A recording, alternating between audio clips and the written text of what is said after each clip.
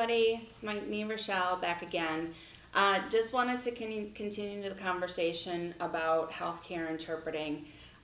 Just want to give you a couple more things about myself. I tend to talk really fast when I get excited about something, so I'll be working on that to just, I don't know, it's just something I do. The other thing is that I love music, so before I'm doing any of this, I'm listening to some grooving, hoping that that'll kind of help lighten the mood. And this is just all about conversations, not trying to throw anything in or force anybody or say that it's truth and that everybody should, but it is my opinion based on my experiences. Another comment that came through in a previous video that I wanted to read to you, I wanted to address, and I say a lot, so you'll have to forgive that. I think it was great that you explained this for providers to understand that interpreters are not there to serve as assistants or nurses. Absolutely, we have a role. We shouldn't have to try to fix their communication problems. Nope, not our job. They should be more considerate with their patients' IQs and backgrounds enough to know that specific, simple, and lower register is needed to convey their message effectively. Got to pause on that one a little bit. I have a real big thing with the register part. I heard when I was in middle school that assume makes an ass out of you and me. I don't like being an ass. So our job is to stick to what people say. And I think too often as interpreters, we're really trying to help people. So whenever I'm talking about this, it is not because I think that people are doing bad, because we're not. And the more that we do it, the more our heartstrings are pulled. So we're really trying to help people. But as an interpreter, if you're sticking to what people are saying, and the doctors are speaking here, and the patients are speaking here, and you're able to speak, you're able to interpret at both registers, and you don't intervene, it will come to here. It will even out.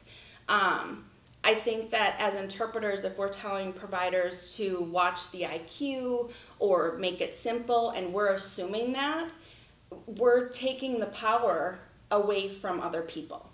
So we don't know if somebody's familiar with an area of specialty because they've experienced it in their families.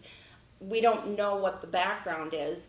And if the provider has a patient come in that doesn't need an interpreter, that speaks at a different register, they're going to figure it out. They don't need an interpreter there to say, okay, well, please simplify your language because this patient needs it simplified.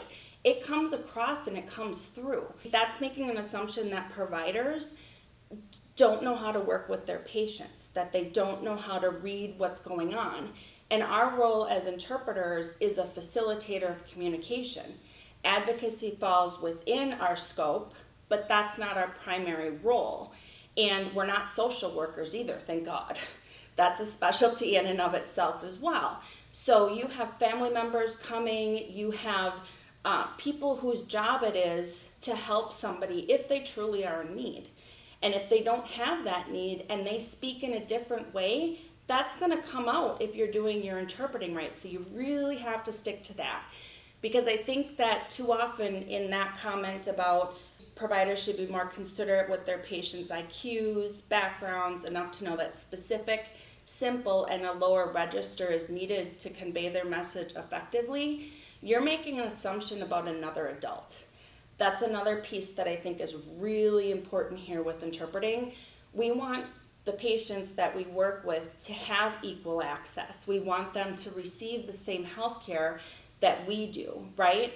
But if we're making assumptions about them and thinking that, okay, their education must be this or their words are that, you're taking away the power from an adult.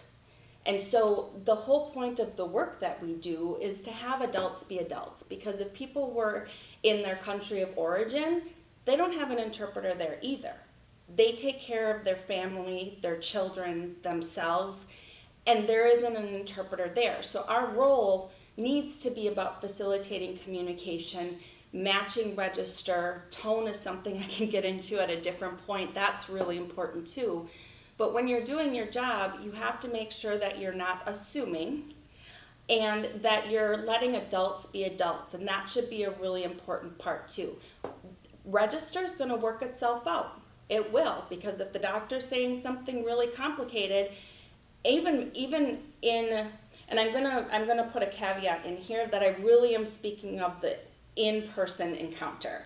Telephonic and remote interpreting, that's a whole nother world that we can get into later. So most of what I'm talking about in these most recent videos is definitely going to be about in-person encounters.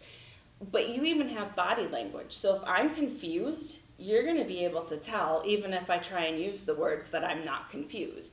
If there's something, so you really don't take that away from providers. Let them figure it out. Let them do their job. So let's keep it, let's not assume, and let's let adults be adults. So thanks for watching. Be sure to subscribe, find us on social media. If you have any experiences that you want to share, I'm sure with this register thing that I'm talking about, we're going to have some differences of opinion, and it's great to get the conversation started. So thanks a lot. Find something happy today, and we'll see you next time.